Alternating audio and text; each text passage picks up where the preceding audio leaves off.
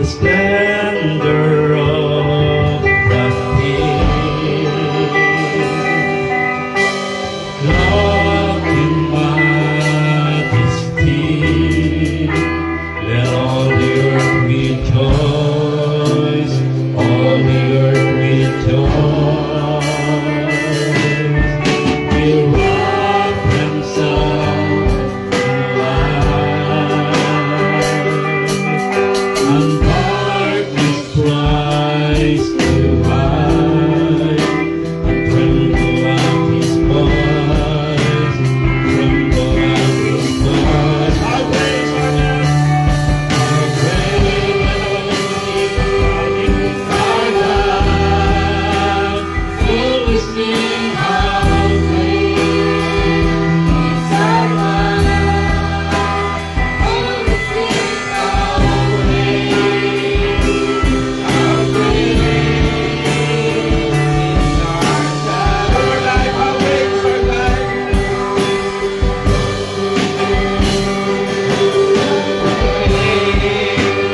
Is our God. Sing with me, how great is our God. Oh, sing how great, amen. How great is our God. Hallelujah, our church. How great is our God. Our God is here. Hallelujah, thank you, Jesus. Amen, Lord. How great, great is our God. Come on, church, sing with me. How great is our God. Hallelujah, one more time. How great is our God. Thank you, Jesus. How great you are, O Lord. Amen. Amen.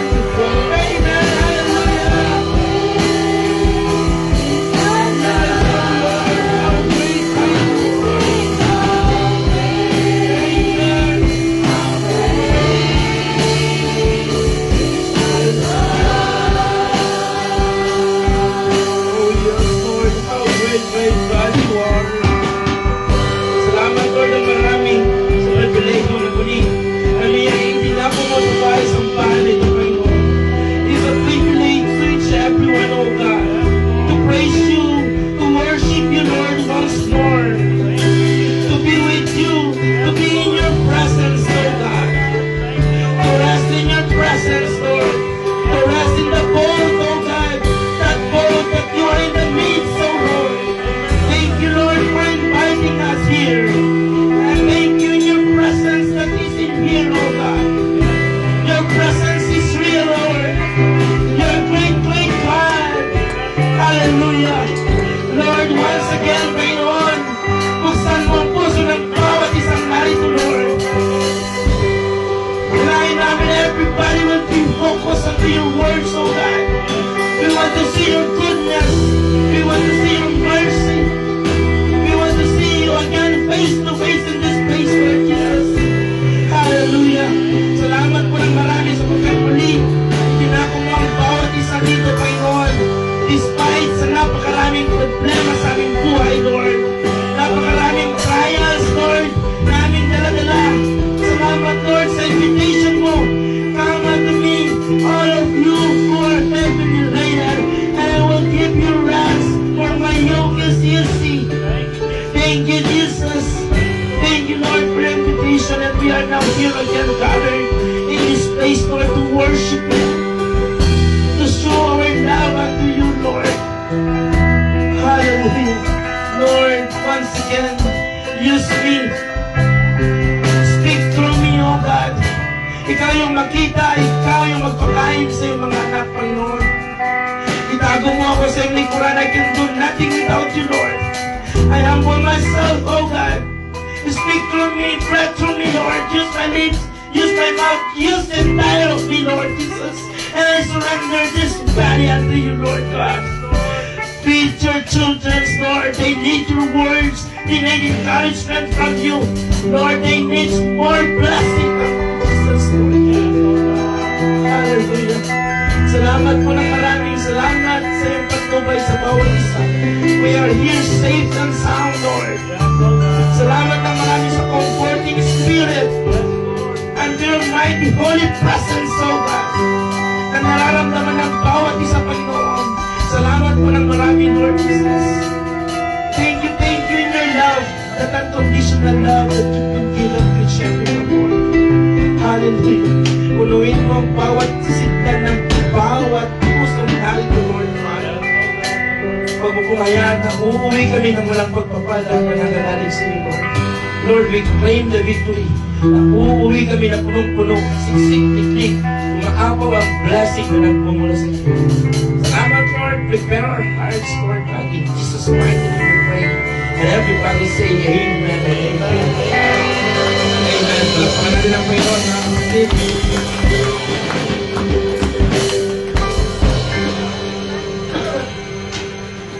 Hallelujah.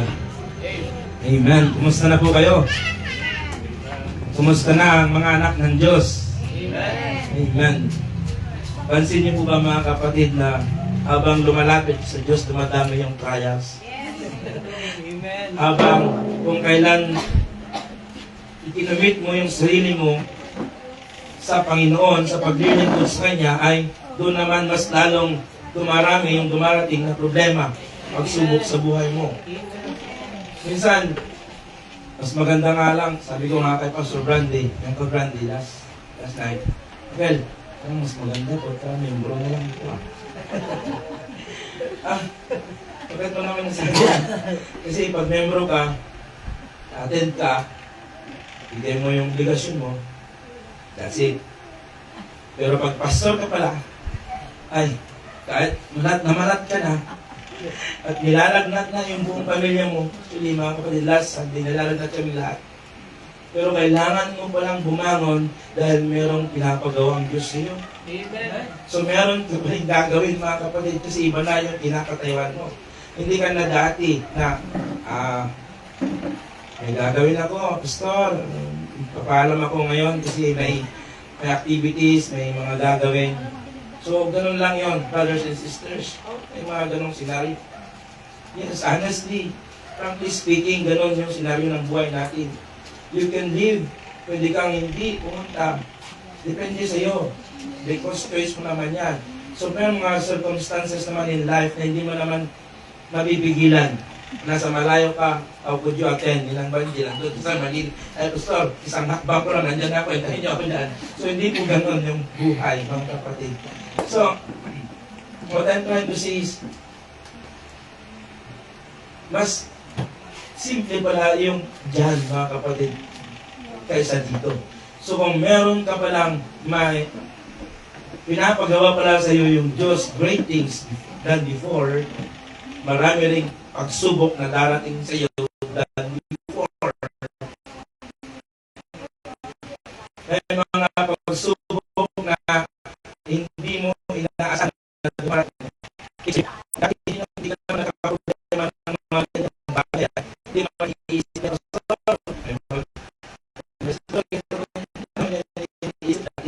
pero now na it's a big difference. So minsan, habang yung malapit sa Diyos, mga kapatid, ay andyan naman yung trials, andyan naman yung pagsubok. Sinusubok talaga tayo, virtually, nasa ilan na tayo minsan. Pero ito ngayon, yung ating pag-aaralan today. Mga kapatid, trials with a purpose. Wow. Thank God. Dahil may mga pagsubok with a purpose. May mga pagsubok without a purpose. Kung mayroong pagsubok without a purpose, ayaw mo ng pagsubok for sure. Sino dito yung may gusto ng trial sa buhay na wala namang purpose? Sino gustong masaktan na walang purpose? O sino dito yung gustong masaktan? Alam mo, whether you like it or not, darating ka sa punto na masasaktan ka kahit ayaw mo. But, kung masaktan ka kahit ayaw mo, kung mayroong purpose, wow, magiging masaya ka kahit nasaktan ka.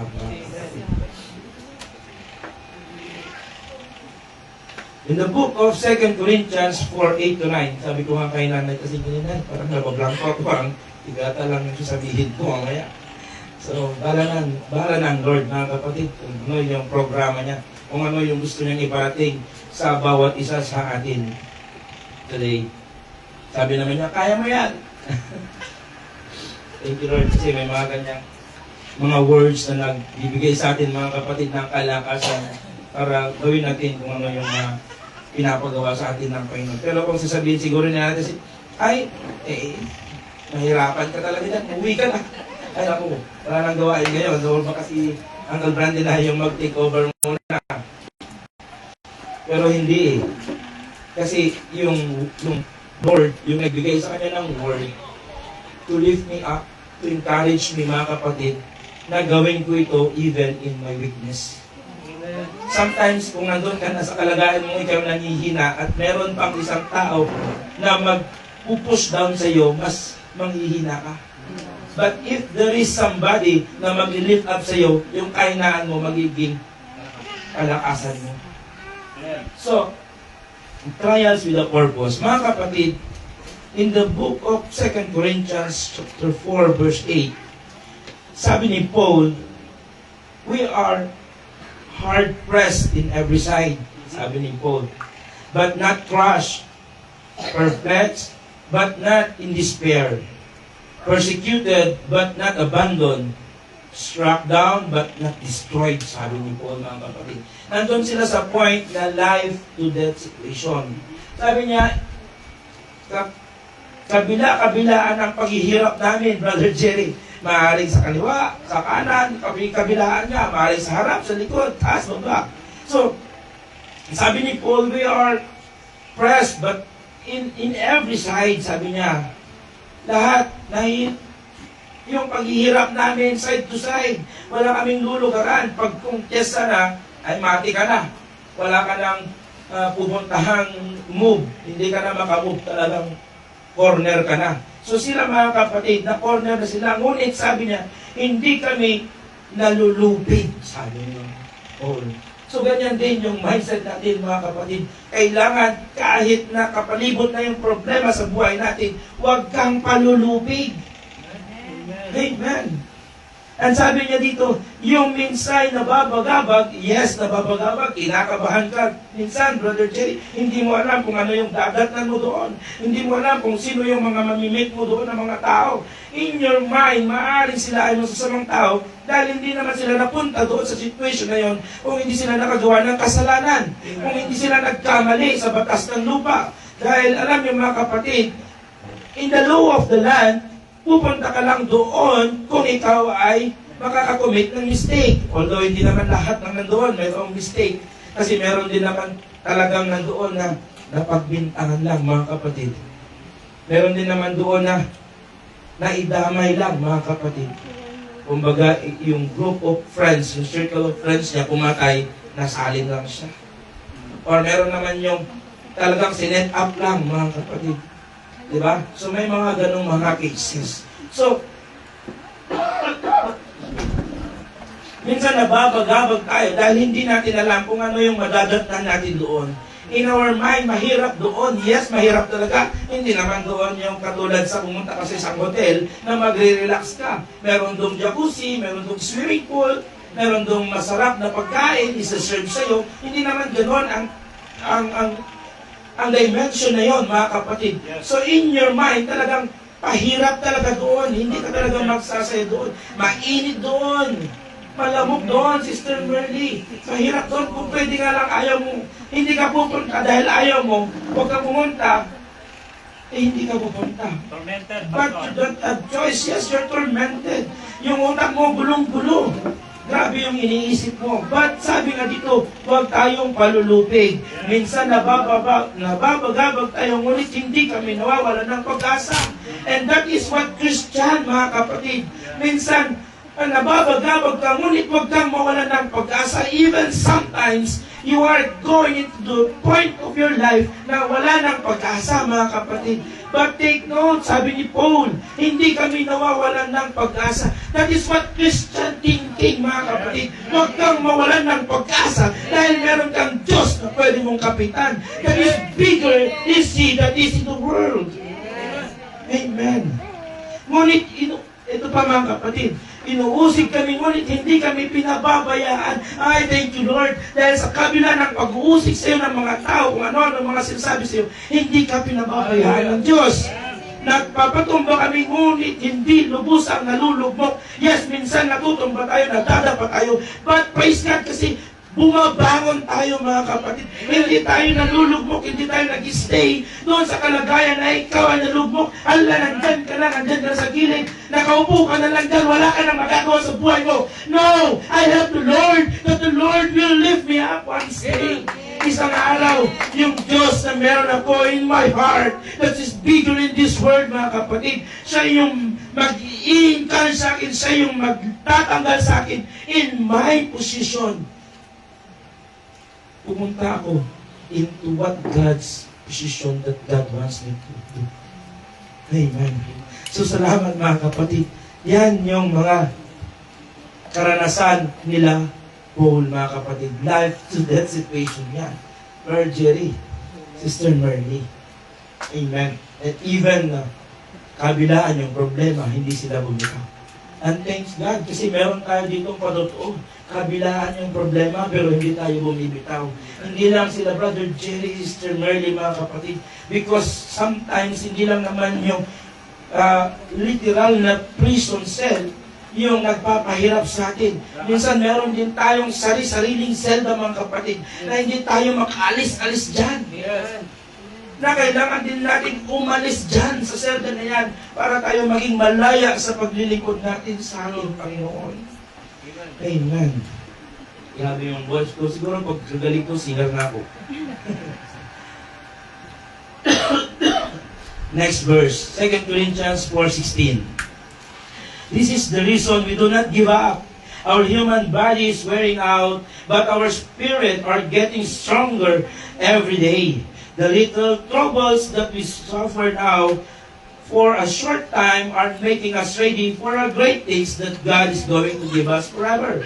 Mga kapatid, yung kinalalagayan mong problema, I'm telling you this, that is for short time only. Panandalian lang po yan, mga kapatid, dahil may pinangako ang Diyos na nire-ready niya para sa atin na kaginhawaan, mga kapatid, great things God is going to give us forever. Hallelujah. Kaya't sabi niya, kaya't hindi kami nasisiraan ng loob. Kung ikaw nandyan ka sa problema na yan at nasiraan ka ng loob, naku, patay tayo, magbilang ka na ng poste. Nakakita na kayo ng taong nasiraan ng loob? Yes. Yes. Alam niyo, minsan, may kakilala ka, no? Normal lang yan, ha? Bakit ngayon binabilang niya na yung poste? Tapos, yung mga butiki, nagmamastan na rin niya. No? Brothers and sisters, we have God. Do not forget that always. Put in your mind, put in your heart that you have God in your life. Whatever happened, mga kapatid. Don't give up. Kahit na humihina ang aming katawang lupa, lagi nga sinasabi ni Brother Jerry kanina, we are in flesh. Yes, kahit na humihina ang aming katawang lupa, patuloy namin pinapalakas ang aming espiritu araw-araw. Amen. Amen. Yan yung kailangan natin gawin, mga kapatid. Paano mo palakasin yung spirit life mo? Bigyan kita ng tip. Read the Bible. That's the only way para makalakas yung spirit life mo. Nabasa ka ng Biblia. Huwag kang minunod ka doon ang kainuman mo. Huwag kang minunod ka doon sa mga kadyanin mo. Kasi hindi ka makakagain spiritually. Hindi ka mapapalakas spiritually through those kind of people that surrounds you. Pumunta ka doon sa mga tao na alam mo na mapapalapit ka sa Diyos. Magbasa ka ng Biblia. Go, kumustahin mo yung mga brothers and sisters. Makipag-fellowship ka sa kanila. And those are the ways that ikaw mismo, yung spirit life mo lalakas, mga kapatid. Hindi yung, ikaw yung hihilain nila para ikaw pa mismo yung mahatak ng mundo. Ikaw yung ma-convert nila. Na dati nga iniwan mo na yan. And then ngayon, binalikan mo dahil ikaw nahila nila. Dati, manginginom ka o kung ano-anong mga pinagagawa mo. Iniwan mo na yan dahil tinalikuran mo na yan dahil nakilala mo ng Diyos, naglingkod ka sa Diyos. Then here comes the problem and problem, another problem and problem and problem. and then iniwan mo na naman, bumalik ka sa dati. So no, mga kapatid, it's a no. Kung nandyan man yung problema, dahil naglilingkod ka na, keep going closer and closer and closer to God. Amen. Amen. Ganyan pala kasi ng Espiritu natin, mga kapatid. And it's been daily. Ang bahagya at panandali ang kapighati ang dinaranas namin ngayon ay magbubunga ng kagalakang walang hanggan, walang katulad. Amen. Yung sitwasyon nila Brother Jerry before, mga kapatid, what a testimony. That is not permanent. That is only just a temporal, Sister Marley. So, hindi yan yung magiging buhay nyo na pag hanggang kayo ay nabubuhay. Dahil may pangako ang Diyos. Amen. Amen. Na magbubunga yan ng walang katulad. Amen. Thank you, Lord. Minsan, may mga mother, gusto nilang masaktan yung kanilang mga anak. Oh, paano yan, Pastor? Paano natin na-explain yan? Alam nyo, I'm telling you this, may mga nanay, may mga tatay na gusto nilang masaktan yung mga anak nila. But take note, dapat with a purpose. Sino dito yung naka-encounter na may anak na sanggol na kailangan niyang ipa-inject? Kailangan mo ipa-inject, ano ba yung mga tawag-tawag dyan? Kung ano-anong vaccines yan, may card pa nga eh. Tapos ka na yan. Tapos na yan. Susunod na naman. Binibihisan mo pa nga yan, tapos pasaktan mo lang kay doktor. Alam mong masasaktan yan, dadalhin mo kay doktor. Tapos pag umiyak yan, sabihin mo, okay lang yan naman, kaya mo yan. Minsan awang-awa ka na, pero papa-inject mo pa rin yan kay doktor. Because in your mind, alam mo, pagdating ng araw, kailangan niya yan. For depends sa mga sakit na darating, na pwedeng kumapit sa kanya, mga kapatid. So kailangan niyang magdaan sa pagsubok na yon, kailangan niyang i-endure yung pain na yon, mga kapatid. Kasi with a purpose. Yes. Ikaw, as a Christian, kung meron kang ginagawa na ikasasama mo without the purpose, that's the problem. But because there is a purpose of everything, because for those who love the Lord, everything is okay, mga kapatid. All is good, all is well for those who love the Lord. So, dahil alam mo yan, yung sufferings mo, yung problema mo, with a purpose. So kung with a purpose yan, mga kapatid, gugustuhin mo yan. Amen po ba? Amen. Sa mga nanay, di po ba? Pina-inject nyo yan. Kahit alam nyo masasaktan yung mga anak ninyo, dadalhin nyo pa rin. Pinaliguan mo at iniayos mo pa nga siya para pagdating niya kay Doc, Doc, ito na yung aking anak, injectan mo na. Mabango na ito, bagong ligo. So, ganon mga kapatid, because there is a purpose. Amen. Amen.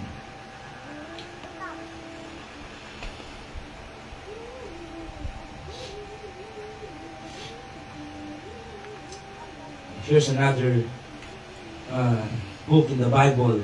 In the book of Luke chapter 22 verse 42 to 43, mga kapatid. Ito si Jesus Christ itself. Father, sabi niya, if you are willing, take this cup for me, sabi po niya. Yet, not my will, but yours be done. An angel from heaven appeared to him and strengthened him. So dumating si Jesus Christ, mga kapatid, na nakita niya in the future yung dadanasin niya. Noong time na yan, nandun siya doon sa Garden of Gethsemane. Sinong nakakalang doon? Ngayong people. Doon siya hinuli. Am I right? Doon po siya hinuli ng mga sundalo before siya ipako doon sa krus. So alam ng Diyos yung sasapitin niya, mga kapatid. Alam ng Diyos na pahihirapan siya. Kaya sabi niya, if you are willing, take this cup for me. Tanggalin mo yung paghihirap na to sa akin. Yung sufferings na to sa akin. Tanggalin mo, Panginoon. If you are willing, Lord, pag mo akong padaanin sa ganyang klase ng problema, baka hindi ko kayanin. If you are willing, Lord, bigyan mo ako ng something na pwede kong ipangbayad sa kung ano man yung dumarating sa buhay ko. If you are willing, take this cup from me, sabi ni Jesus Christ. Kasi darating siya mga kapatid sa punto na siya ay pahihirapan, na siya ay duduraan, na siya ay lalatiguhin, na siya ay kukuranahan ng tinik mga kapatid, at siya ay ipapako doon sa krus mga kapatid. Darating yung time, ito na yung panahon na siya na ay magbabayad na sa ating mga kasalanan. He who was unseen paid for our sin. Amen. So sabi niya mga kapatid, even Jesus Christ in flesh, Brother Jerry, take away these sufferings for me. Pero hindi. Sabi niya, but Lord, not my will, but yours be done. But Lord, not my will, but yours be done. Even I am in trouble of my life, Lord God, be with me, not my will, but yours be done. But I need you. Pero kailangan kita sa mga pagkakataon na I am in trouble of my life, mga kapatid. So sabi dito, and the angel appeared to him and strengthened him. Mga kapatid, hindi coincidence na nandun siya sa Gethsemane. Dahil ang Gethsemane ay diyan tumutubo yung maraming olive oil, yung mga olive. So, nandyan mga kapatid, yan yung source ng olive oil.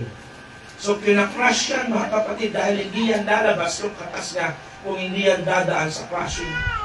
Kung hindi yan dadaan sa pagsubok mga kapatid ay hindi pressing. Yes, kung walang pressure ay hindi po lalabas yung kanyang katas mga kapatid.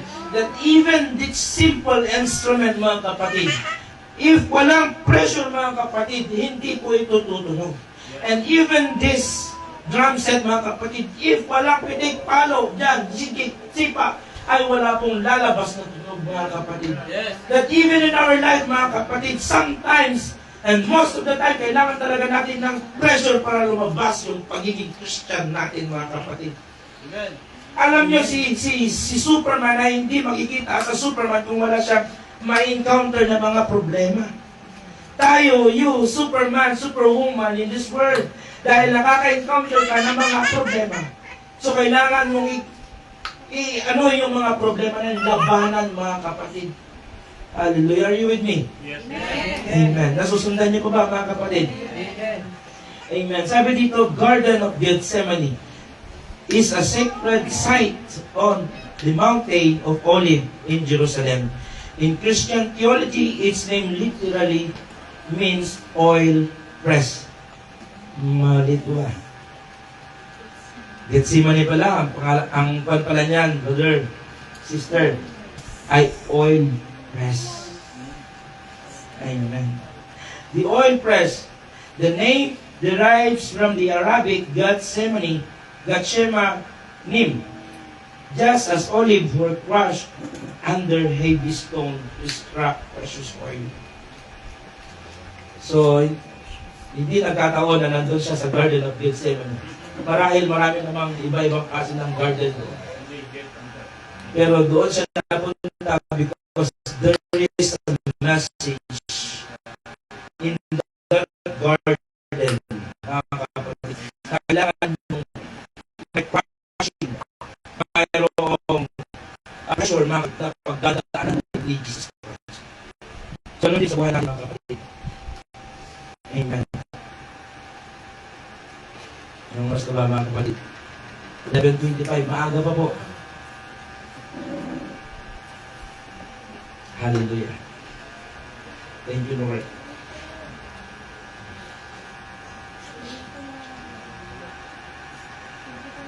In the book of Genesis, chapter 35, 16 to 18, ito naman mga kapatid, nung nanganganak si Rachel. Sino nakakilala kay Rachel? Ang asawa niya si Jacob. Mga young people, kilala niyo si Rachel? Kilala niyo si Jacob? Hindi. Basahin niyo yan. Love story yan. Magandang love story yan. So, Genesis chapter 5 verse 16. Sabi niya, then they moved on the Bethel while they were still some distance from Ephrath. Rachel began to give birth and had a great difficulty. So si Rachel, mga kapatid, ay manganganak at meron siyang matinding paghihirap, mga kapatid. And as she was having great difficulty in childbirth, the midwife said to her, "Don't be afraid, for you have another son." Sabi ng nagpapaanak po sa kanya. As he breathed her last. By the way, si Rachel, nung pinanganak niya ito, siya po ay namatay. As she breathed her last, before she was dying, she named her son Ben-Oni. But his father named him Benjamin. Mga kapatid, yung si Rachel siguro nakakanak ng umiri. Nung mamamatay siya, sabi niya, "Benoni!" Ano ibig sabihin ng Benoni, mga kapatid? Sabi niya, "Benoni, pangalan mo sa anak ko." Sabi niya, meaning, son of sorrow. Dahil ako ay nahihirapan, ang pangalan mo ay son of sorrow. Benoni, sabi niya. Minsan, pag nakita natin yung isang tao, mga kapatid, we name them by their position, by their situation, mga kapatid. Minsan sabi, hindi na ako masasabi, PO na. Minsan pumalpak lang, sabi, NGA mo. Ganyan na yung itatawag mo sa kanya. Ngayon si Rachel, mga kapatid, sabi, "Benoni, son of sorrow." Wait lang, sabi ni Jacob. Hindi pwede. Anong sabi ni Jacob, mga kapatid? Benjamin ang pangalan niya, Benjamin. Nandito siya, mga kapatid. Sabi ni Jacob, Benjamin ang pangalan niya. Alam mo ba kung anong meaning ng pangalan mo? Benjamin? Alam mo? Dapat alam mo yan. Sabi niya, right hand ko yan. Parang nahiya pa siya, mga kapatid. Yes, you're correct, brother. Sabi niya, Benjamin, a classic given name of Hebrew origin, meaning the son of the right hand. Favored son, mga kapatid. Hindi siya Benoni, hindi siya son of suffering, hindi siya son of sorrow. Siya ay son of the right hand because he is my boy, he is my children, and you are the son of the right hand because you are the sons and daughters of the Lord. Amen. Minsan, nanggaling lang sa presyon, ay, ano yun eh, tawag doon? Galing sa presuhan? Ay, ex-convict yan eh. Ang pangalan nito ay ex-convict ay. So, wag mga kapatid, wag tayo pumayag na ganon yung ipangalan sa atin. Because we, as a Christians, is the son and daughters of the Lord Jesus Christ. Katulad ni Jacob, binito niya mga kapatid, hindi pwede yan. Yes, naghihirap siya in her situation right now. Yes, namatay siya in that kind of situation. Pero hindi dyan nagtatapos. Mabubuhay pa siya for so long. Meron pa siyang gagawin, mga kapatid. May plano pa ang Diyos, Brother Jerry. May plano pa ang Diyos, mga brothers and sisters. Meron pa po tayong gagawin na pinapagawa sa atin ng ating Panginoon. Amen. Amen. Thank you, Lord. Dahil binago ng Diyos yung ating pananaw. Hindi yung, okay, dito na ako. Dito na ako ngayon. Ano akong magagawa. Alpak talaga ako eh. Yung iba nga eh. Ay, hari talaga ako ng sablay. Pero na yung hari ng sablay. Mamaya, ang kanta mo na, "Ako ang hari ng sablay." So, hindi gano'n, no? Mga kapatid, baguhin natin yung mindset natin being a Christian. Anak tayo ng Diyos eh. Manamit tayo ng di ba? Mamuhay tayo ng meron tayong confidence sa sarili natin. Dahil anak tayo ng Diyos. Yes, nagdaan tayo sa mga pagsubok na yan, pero hindi tayo nanatili dyan. Yes, ang ganda ng stage na to, mga kapatid, pero hindi ako dito natutulog. Hindi ako dito nagbibihis. Mamaya, bababa ako sa stage na to. Yes, nandyan ka sa pagsubok na yan, pero hindi ka mag-stay dyan, mga kapatid. Darating yung araw, lalabas ka dyan. Amen. Thank you, Lord.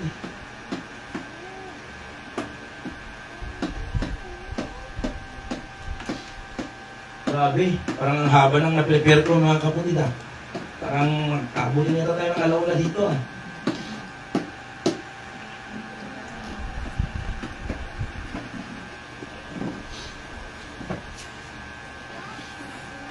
I consider that our present sufferings are not worth comparing with the glory that will be revealed in us.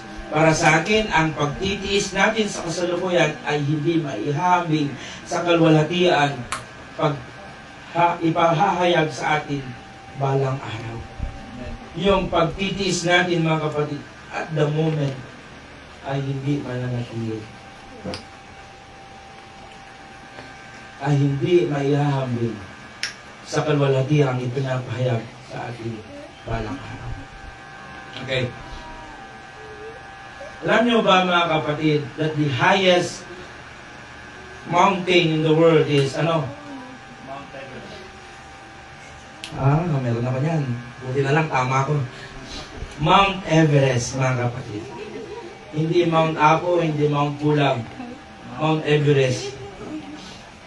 So yan yung pinakamataas na bundok sa mundo. So, Brother Jerry, lahat tayo mga kapatid, kung yung pinakamataas na yan, yung sukat na yan mga kapatid, ayan na yung tip ng problema natin.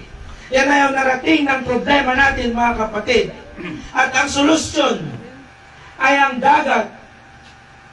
Alam niyo ba na pag sinukat mo naman yung pinakamalalim na parte ng dagat sa mundo, ay lagpas pa yan mga kapatid. Sinong nakakalam? O kanina, Siman. Kanina sabi, Mount Everest. Medyo popular. So, pero ito naman ngayon, napapasal kayo, no? So, ito. Mariana Trench.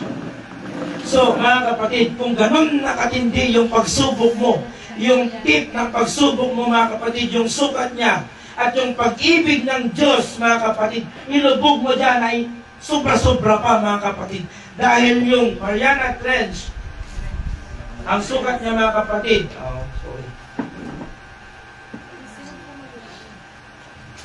Yan yung sukat, mga kapatid. Ito yung Mariana Trench. 36,200 foot. At yung Mount Everest is 29,331 lang, mga kapatid. So kung ilulubog mo yan, mga kapatid, yung sukat niya, ay wala kang makikitang problema, Uncle Brandy. Wala, as in wala, malinis na malinis. Flat na flat.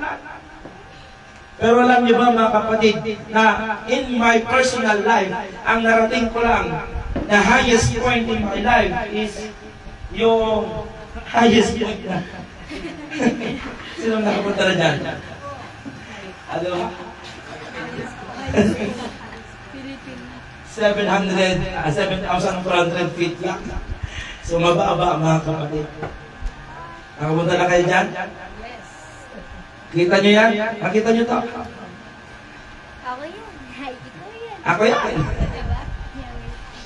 So mga kapatid, kung yan yung narating ng problema ko, malayong-malayo pa ang tip. 7,400 lang. Ito, 29,000 and 36,000. So kahit gaano kalaki yung problema, meron ka. Laging nandyan masagana yung pag-ibig ng Diyos. Amen. Thank you, Lord.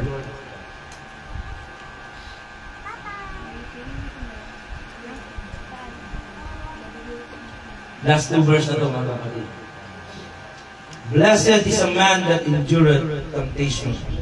For when he has tried, he shall receive a crown of life, which the Lord hath promised to them that love Him. Pinagpala ang taong nananatiling tapat sa kabila ng pagsubok. Mga kapatid, just stay. Maging tapat lang tayo palagi sa ating Panginoon, mga kapatid. Dahil sabi niya, pinagpala tayo, mga kapatid, na nananatili sa kabila ng pagsubok. pagsubok pagkat matapos niyang malampasan ang pagsubok, tatanggap siya ng gantimpala ng buhay na ipinangako ng Panginoon sa mga umiibig sa Kanya. Amen po ba, mga kapatid? Amen. Just stay. Don't give up. Ang umaayaw ay hindi nagwawagi. Kailangan, mga kapatid, laban lang. Minsan, dumarating yung sinong nakakakilala kayo, Fernando Po Jr. Aba, talaga. Mga young people, kilala din nila. Brother, kilala mo, no? Sikat sa panahon ninyo. So, si Fernando Po Jr. makapag binubugbog yan ang binubugbog. Minsan nakala mo patay na wala ng malay, tapos may nag-flashback lang. Babangon muli, mga kapatid, at mas malakas siya. So, alam mo yung sa atin, pag binubugbog tayo, alam mo kung anong dapat i-flashback mo? The word of the Lord. Dahil dyan, babangon kang muli ng mas malakas ka. Amen po ba? Amen. Na pag bumangon ka, higit-higit pa sa kung ano yung pinagdaanan mo. Higit yung lakas na meron ka, mga kapatid. Kasi nung bumangon si Fernando po, kung nung dati, nagbubugbugan sila, nagpapalitan sila ng suntok, pagkarami-rami suntok. Tapos natalo si Fernando po ni Paquito, nabulagta, and then nawalan ng malay. Then nag-flashback sa kanya yung mga anak niya, yung mga pan. Then bumangon siya. Then alam niyo, mga kapatid, nangyari, isang suntok na lang. Tapos na ang laban. So ganun dapat, mga kapatid, pagbangon natin, laban pa rin tayo. Dahil magpa-flashback sa atin, one day in my life, narinig ko in my own eyes, in my own ears, sorry, at nakita ko in my own eyes how the love of the Lord in me. How great is our God. How wonderful, how merciful is our God, mga kapatid. So yan yung mga mag-flashback sa atin. So mas malakas tayo ngayon. Mas malakas tayo ngayon. Ay, yung iba hindi nag-amen. Mas malakas tayo ngayon. Ay, malakas ka. Amen. Last verse. Psalm 35. Weeping may stay for the night, but rejoicing comes in the morning. Amen. Thank you, Lord. Yes, nandyan yung weeping. Nandyan yung pag-iyak natin sometimes. In the night, in our lonely situation, nandyan, mga kapatid. But take note, rejoice come in the morning. The night will not stay a night. There is an hour to come, the morning comes. Ang bagyo ay hindi mananatiling bagyo. As you can see, tumadaan lang yan sa buhay natin. Tumadaan lang yan sa Pilipinas. Kahit gano'n pa karaming bagyo dadaan at dadaan. Kahit minsan nakita natin tatlo na itong bagyo na to. Ongoing. Okay lang yan. Dilipas at dilipas din yung mga yan ng kapatid. Amen. And I hope and I pray na in this simple message ay pinagpala tayo ng ating Panginoon. God bless you all. Amen. Tinatawalan ko na po si Brother Benino.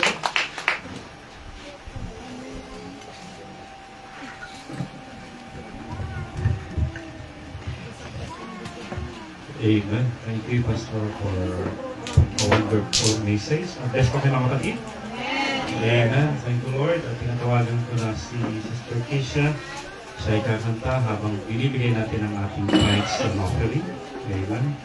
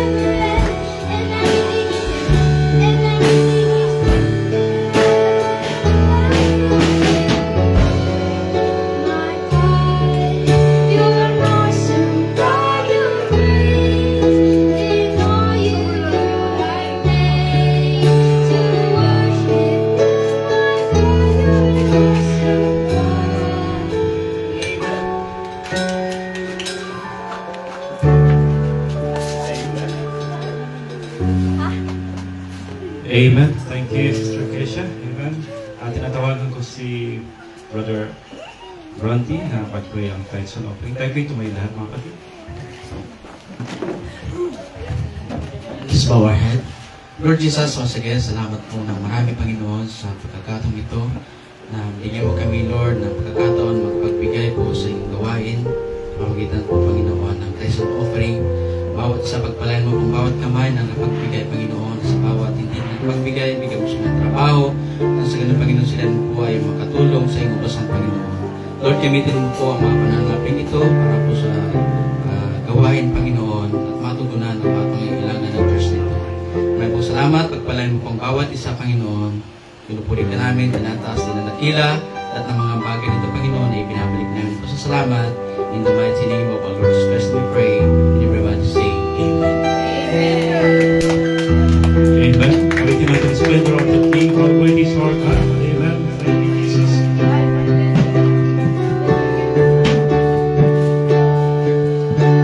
The splendor of the King, God in majesty, let all the earth rejoice.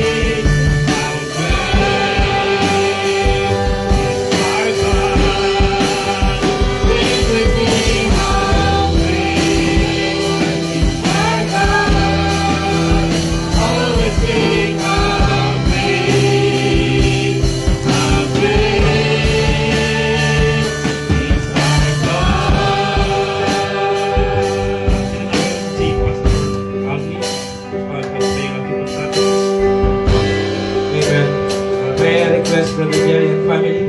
Come in front. Hallelujah. Thank you, Lord. Thank you, Jesus. Hallelujah, Lord. We're so blessed, so glad that we belong unto this family of Christ. Lord, once again,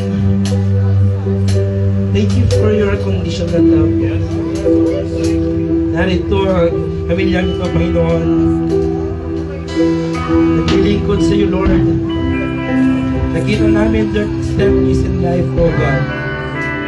It's a great testimony, Lord. Naidaan sila sa apoy pero hindi sila sumuko. Naidaan sila sa sufferings and trials in life pero hindi sila nanatiling doon. Hindi yun yung naging permanent na kanilang kalagayan. Naging temporal lang yun. Lord, through them, nakita namin yung iyong goodness once more. Nakita namin yung iyong kamay na laging nandyan, Panginoon. Umaalalay, nagbibigay ng comfort sa bawat isa. Through them, oh God, nakita namin yung isang napakagandang testimony in life. Na hindi kami mananatili in our sufferings in life. Na yung mga paghihirap na yan ay temporal lang. Lord God, salamat sa pagbigay mo sa kanila ng katatagan, Panginoon. Salamat, Lord, sapagkat nandyan ka, Panginoon, na nagbigay sa kanila ng mga kailangan nila, Panginoon. Hallelujah. Lord God, salamat sapagkat yung unconditional love mo, Lord, ay laging masagana sa bawat isa. Despite sa aming mga pagkukulang in life, oh God, nariyan ang iyong pag-ibig sa bawat isa sa amin, Lord. Muli mong ipinakita ang iyong dakilang pag-ibig sa pamilya ito. Salamat po ng marami patuloy, Panginoon, patatagin mo po sila. Buklutin mo sila ng iyong pag-ibig, Panginoon. Be the center of their life, oh God, as always, Lord. Salamat, Lord, sapagkat muli ay nakapiling namin sila sa iyong dulang dito sa iyong gawain, Panginoon. Hallelujah. Salamat ng marami, Panginoon. Maging ang bawat isang narito, Panginoon. Hallelujah. Salamat sa iyong mighty hands, oh God. May kanya-kanyang problema ang bawat isa. Pinagdadaanan, but once again, you remind us, Lord, na hindi yan yung permanenteng kalagayan namin. There is weeping in the night, but there is another morning full of joy. Hallelujah. Salamat po ng marami, Panginoon. Lord, we pray ng bawat kaluluwang narito, ang bawat pusong narito, Panginoon. Yung pinagdadaanan namin, Panginoon, batid mo, Lord. Help us, oh God. Be with us, oh God. We cannot do this without you. We cannot overcome this without you, Panginoon, na siyang magkokontrol sa buhay namin. Salamat, Lord, sa iyong mensahe sa araw na ito. Truly, we've been so blessed, oh God. Na-renew yung aming spirit, Panginoon. Nagbigay ito ng kalakasan sa bawat isa. Hallelujah. Salamat, Lord, sa iyong dakilang pag-ibig. Salamat, Lord, sa iyong presensya na siyang narito sa aming kalagitnaan. Salamat na marami. Pinupuri ka namin, pinapasalamatan. In Jesus' mighty name we pray, and everybody say Amen. Amen. Palakpakan natin ang Panginoon, mga kapatid. Hallelujah.